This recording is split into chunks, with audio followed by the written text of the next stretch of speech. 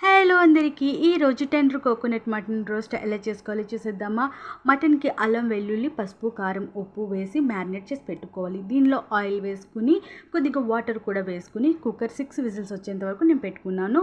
మీరు మటన్ బట్టి పెట్టుకోవచ్చు. ఇప్పుడు కడాయిలో ఆయిల్ వేసుకుని కోకోనట్ని బాగా చిన్నగా కట్ చేసుకొని ఆ కోకోనట్ అంతా ఆయిల్లో ఫ్రై అయ్యేంత వరకు ఉంచుకోవాలి. ఇప్పుడు ఆనియన్స్ని కూడా వేసుకుని బాగా వేగనిచ్చుకోవాలి. ఇప్పుడు చూపిస్తున్నటువంటి మసాలాలన్నీ కూడా మీరు బాగా రోస్ట్ చేసి పొడి చేసి పెట్టుకోవాలి. వేగినటువంటి ఉల్లిపాయల్లో ఉడికినటువంటి మటన్ వాటర్ని కూడా వేసుకుని బాగా కలుపుకోవాలి. ఇప్పుడు దీనిలో ఉడికిన మటన్ని అలాగే టొమాటోస్ని కూడా వేసుకుని బాగా కలుపుకోవాలి. మనం అల్లం వెల్లుల్లి పేస్ట్ లాస్ట్లో వేస్తామండి, ఓకేనా. అయితే ఇప్పుడు మటన్ అంతటికి ఆ వాటర్ అంతా పట్టేంత వరకు కలుపుకోవాలి. ఇప్పుడు మసాలా పొడిని కూడా కొద్దిగా వేస్తూ బాగా కలుపుకోవాలి. ఇప్పుడు అల్లం వెల్లుల్లి పేస్ట్ పచ్చివాసన పోయేంత వరకు కలుపుకుని దగ్గరికి అయ్యాక దించేసుకోవడమే. అంతే, ఎంతో టేస్టీగా ఉండే మటన్ రోస్ట్